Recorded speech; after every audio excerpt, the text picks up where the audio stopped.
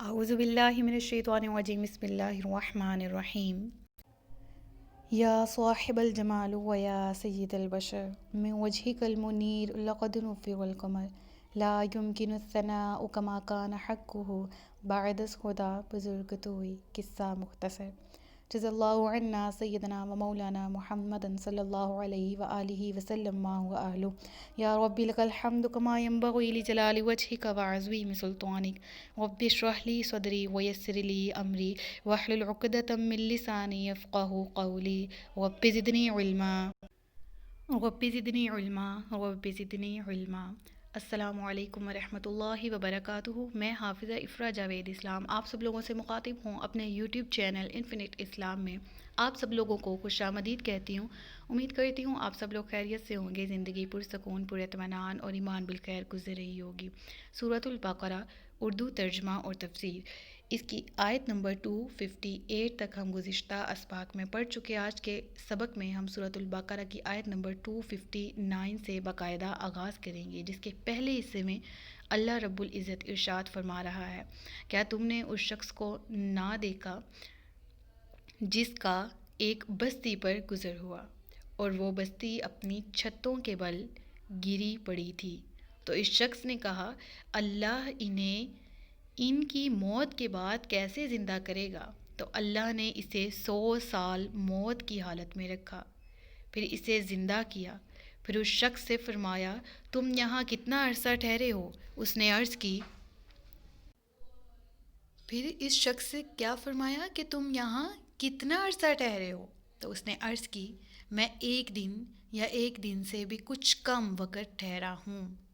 آیت کا اگلا حصہ ہے، اللہ نے فرمایا، نہیں بلکہ تو یہاں 100 سال ٹھہرا ہے، اور اپنے کھانے اور پانی کو دیکھ کہ اب تک بدبودار نہیں ہوا، اور اپنے گدھے کو دیکھ جس کی ہڈیاں تک سلامت نہ رہیں، اور یہ سب اس لیے کیا گیا ہے تاکہ ہم تمہیں لوگوں کے لیے ایک نشانی بنا دیں، اور ان ہڈیوں کو دیکھ کہ ہم کیسے انہیں اٹھاتے زندہ کرتے ہیں، پھر انہیں گوشت پہناتے ہیں۔ تو جب یہ معاملہ اس پر ظاہر ہو گیا تو وہ بول اٹھا، میں خوب جانتا ہوں کہ اللہ ہر چیز پر قادر ہے۔ اس آیت میں حضرت عزیر علیہ السلام کا واقعہ بیان کیا جا رہا ہے، اور یہاں پر جو لفظ ہے، سب سے پہلے آیت کی طرف دوبارہ چلتے ہیں۔ آیت کی ابتدا میں، کیا تم نے اس شخص کو نہ دیکھا؟ شخص کون؟ حضرت عزیر علیہ السلام، جس کا ایک بستی پر گزر ہوا۔ اس بستی سے مراد بیت المقدس ہے۔ اس بستی کو ایک بادشاہ تھا جو بہت ظالم تھا، اس کا نام بخت نصر تھا۔ اب وہ جو بادشاہ تھا اس نے بیت المقدس کو ویران کیا ہوا تھا، اور بنی اسرائیل میں بہت قتل و غارت عام کیا تھا، اور بنی اسرائیل کو تباہ و برباد کر دیا تھا۔ اب ایسے میں حضرت عزیر علیہ السلام کا گزر اس بستی سے ہوا۔ جب آپ وہاں سے گزر رہے تھے تو آپ نے اس تباہ حال بستی کو دیکھا، یعنی بیت المقدس کو، جس کی یہاں پر جو بیان ہے اس کی طرف غور کیجئے۔ اور وہ بستی اپنی چھتوں کے بل گری پڑی تھی، یعنی کہ وہ تباہ و برباد ہو چکی تھی، تمام کی تمام بستی۔ تو اس شخص نے کیا کہا، یعنی حضرت عزیر علیہ السلام نے کہا، انا یحیی ہذہ اللہ بعد موتها، یعنی اس نے کیا کہا، اللہ انہیں ان کی موت کے بعد زندہ کیسے کرے گا؟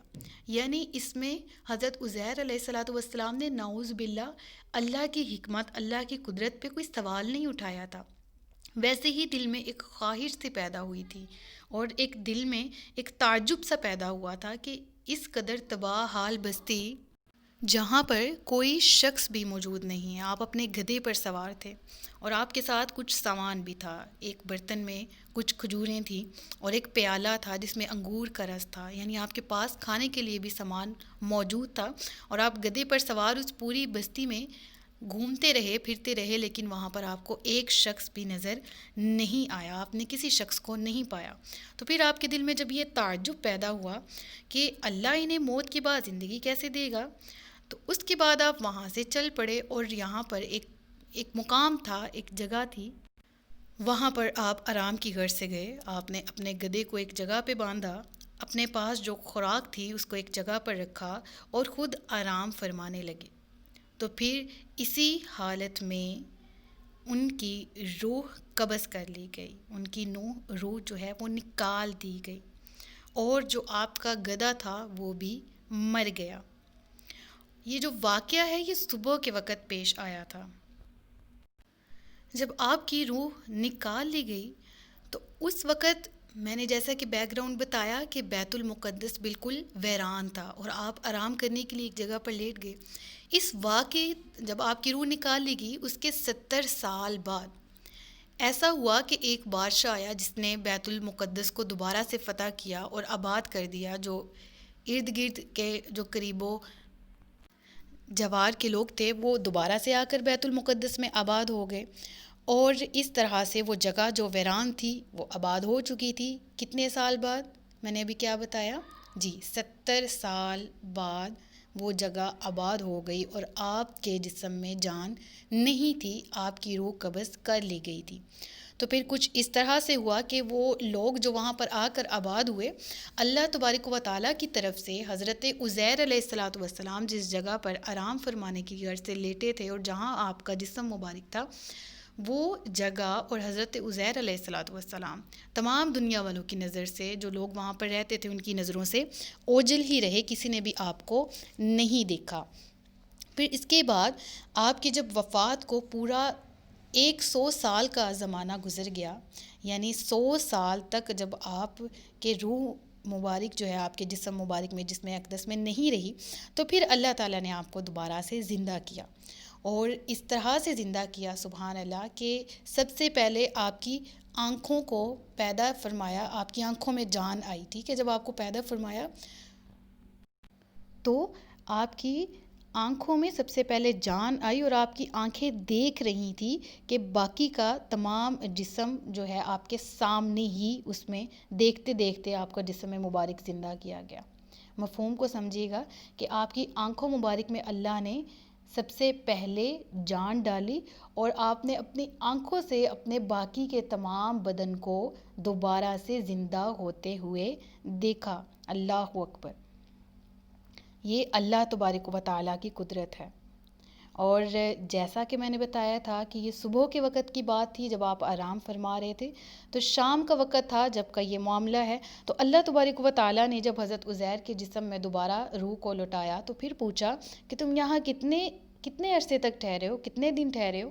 تو آپ نے پھر اپنے اندازے سے عرض کیا کہ یا اللہ عز و جل میں 1 دن یا اس سے بھی کچھ کم وقت آرام فرمایا ہے میں نے، کیونکہ صبح کا وقت تھا جب آپ نے آرام فرمانے کی غرض سے آپ لیٹے، اور جب دوبارہ سے جان ڈالی گئی تو شام ہو رہی تھی، تو آپ نے اندازاً ہی کہا کہ مجھے لگتا ہے کہ میں 1 دن یا اس سے بھی کچھ کم وقت آرام فرمایا ہے۔ تو آپ کا یہ خیال ہوا کہ یہ اسی دن کی شام ہے جس دن میں اللہ اکبر، یعنی 100 سال گزر چکے، لیکن حضرت عزیر کا اندازہ کیا تھا کہ شاید یہ اسی دن کی شام ہے جس دن میں صبح کو سویا تھا۔ تو اللہ نے فرمایا کہ نہیں، تم یہاں 100 سال تک ٹھہرے ہو، اور یہ دیکھو اپنے کھانے اور پانی کو۔ کھانا کیا تھا؟ ابھی ریوائز کریں اپنے ذہن میں، کھانے کے لیے کیا تھا؟ برتن میں کھجوریں تھیں، اور پانی کیا تھا؟ انگور کا رس۔ تو اللہ نے فرمایا کہ یہ انگور کے رس کو دیکھو، یہ کھانے کو دیکھو، یہ ویسا ہی سلامت ہے، اس میں بو تک بھی پیدا نہیں ہوئی۔ اللہ اکبر! اب اس ترجمے کو دوبارہ سے پڑھتے ہیں آیت کے، تاکہ ساتھ ساتھ واقعے کے آیات بھی سمجھ آتی رہیں۔ تو ہم تھے اس لفظ پر کہ تو اللہ نے اسے 100 سال کی موت کی حالت میں رکھا، پھر اسے زندہ کیا، پھر اس شخص سے فرمایا تم یہاں کتنا عرصہ ٹھہرے ہو؟ اس نے عرض کی میں 1 دن یا 1 دن سے بھی کچھ کم وقت ٹھہرا ہوں۔ امید کرتی ہوں آپ کو یہاں تک سمجھ آ گئی ہوگی۔ آیت کے باقی کے حصے کی طرف چلتے ہیں۔ اللہ نے فرمایا نہیں، بلکہ تو یہاں 100 سال ٹھہرا ہے، اور اپنے کھانے اور پانی کو دیکھ، اب تک ان میں بدبو پیدا نہیں ہوئی، اور اپنے گدھے کو دیکھ۔